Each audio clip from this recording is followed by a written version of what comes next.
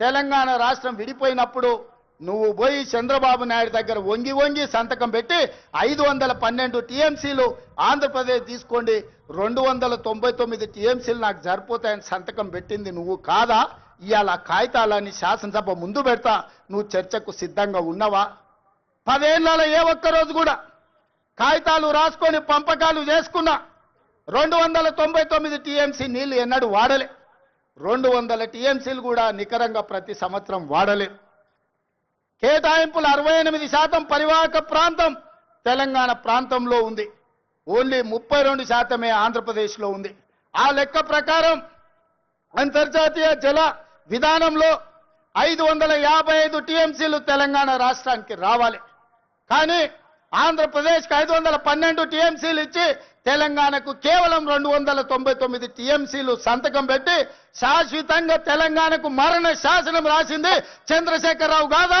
సంతకాలతో సహా ఆధారాలతో సహా అసెంబ్లీకి వస్తా చర్చించడానికి నువ్వు సిద్ధంగా ఉన్నవా అని నేను అడుగుతున్నా.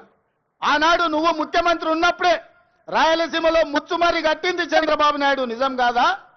ఆనాడు నువ్వు అధికారంలో ఉన్నప్పుడే జగన్మోహన్ రెడ్డి ఇదే ప్రగతి భవన్ లో రాయలసీమ లిఫ్ట్ ఇరిగేషన్ కు జీవోలు ఇచ్చి టెండర్లు పిలిచింది, నిజం కాదా? పోతిరెడ్డి పాడు పొక్కను పెద్దది చేసి రోజుకు 10 టీఎంసీల నీళ్లను తరలించకపోవడానికి సంతకాలు చేసి ప్రణాళికలు అమలు చేసింది నువ్వు ముఖ్యమంత్రిగా ఉన్నప్పుడు కాదా? ఆధారాలతో సహా నేను వస్తా, నువ్వు రా చర్చకు. కృష్ణా నది మీద మనకు నువ్వు రావాల్సిన నీళ్లను శాశ్వతంగా ఆంధ్రప్రదేశ్కు తాకట్టు పెట్టి తెలంగాణ రైతాంగం మీద మరణ శాసనం రాసింది నువ్వు కాదా? చేసిన తప్పులను కప్పుపుచ్చుకొని మొక్కం జల్లక ఫామ్ హౌస్లో పడుకొని ఇవాళ నీ అల్లుడిని ఊరి మీద వదిలేసి అచ్చోసిన ఆంబోతులాక నన్ను తిడుతున్నాడు. నేనేం చేసినా?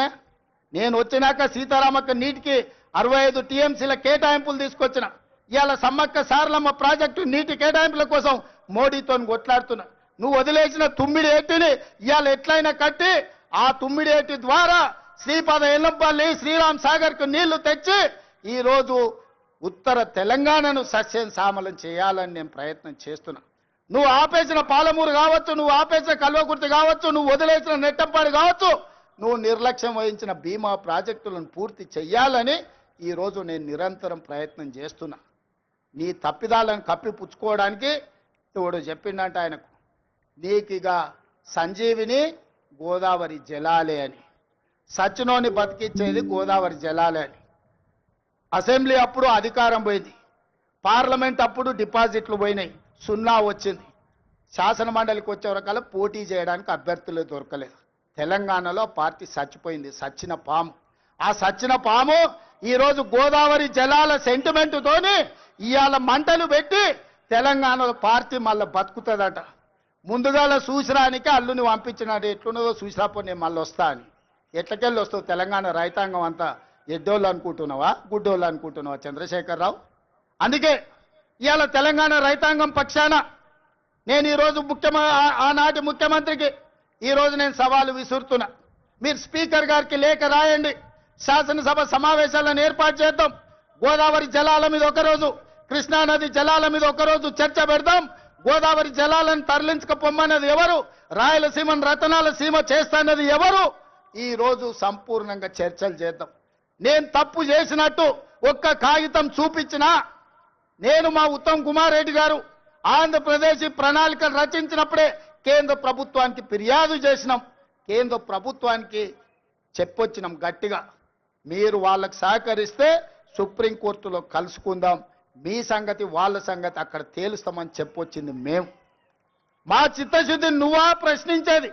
10 ఏళ్ళు ఈ రాష్ట్రాన్ని దోసుకొని తెలంగాణను ఎడారిగా మార్చి ప్రాజెక్టులన్నిటిని పడావు పెట్టి ఈ రోజు నువ్వు ఫామ్ హౌస్లో పడుకున్న నువ్వు ఈ ప్రజా ప్రభుత్వాన్ని నిందిస్తావా? అందుకే మిత్రులారా, మళ్ళొక్కసారి చెప్తున్నా మీడియా మిత్రుల ద్వారా చంద్రశేఖరరావు గారికి నేను సూటిగా సవాలు విసురుతున్నా. గోదావరి బంకంచెర్ల మీద పూర్తి స్థాయిలో చర్చ చేద్దాం. మీరు స్పీకర్ గారికి లేఖ రాయండి. మీరు ఏ తారీఖు నాడు పెడితే ఆ తారీఖు నాడు మా ప్రజా ప్రభుత్వం చర్చలకు సిద్ధంగా ఉంది. ఆధారాలన్నీ నేను తీసుకొని వస్తా.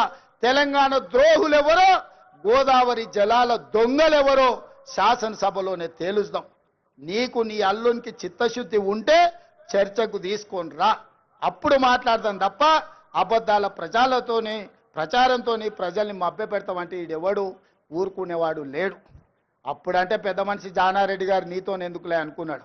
ఇప్పుడు అట్లాంటి పరిస్థితి ఏం లేదు. రా, వస్తే చెప్తా శాసనసభలో నీ సంగతి. అందుకే మిత్రులారా, ఇవాళ నేను ఒక్కటే మాట చెప్పదలుచుకున్నా. వ్యవసాయం దండగ కాదు, వ్యవసాయం పండుగ. రైతు రాజును చేయడమే మా లక్ష్యం. ఈ రైతుల కోసం ఎంత దాకైనా ఎవరితోనైనా కొట్లాడతాం. ఈ తెలంగాణ రైతాంగానికి వ్యవసాయాన్ని లాభసాటిగా చేసే వరకు మా ప్రభుత్వం అండగా నిలబడుతుంది. ఈ రైతాంగ ఆశీర్వాదం ఉన్నోడే రాజు అవుతాడు. ఈ రైతులు తిరస్కరించినోడు ఎవడైనా రావణుడు అవుతాడు. అందుకే రావణాసురుడు అయిపోయి ఫామ్ హౌస్ లో నిద్రపోతున్నాడు. ఇవాళ రైతును రాజు చేసే ప్రభుత్వం ఈ వేదిక మీద ఉన్నది. ఇంత మంచి కార్యక్రమాన్ని ఏర్పాటు చేసి తెలంగాణ రైతాంగంతో మాట్లాడడానికి అవకాశం కల్పించిన వ్యవసాయ శాఖ, ఆర్థిక శాఖకు మనస్ఫూర్తిగా కృతజ్ఞతలు తెలియజేస్తూ, నెక్స్ట్ ఈ అసైన్మెంట్ కంప్లీట్ అయింది. బట్టి గారు ఏదో విరామం తీసుకుందాం అనుకుంటున్నట్టున్నాడు. బట్టి గారికి విరామం లేదు. రాజీవ్ యువ వికాసం వారు ప్రకటించారు.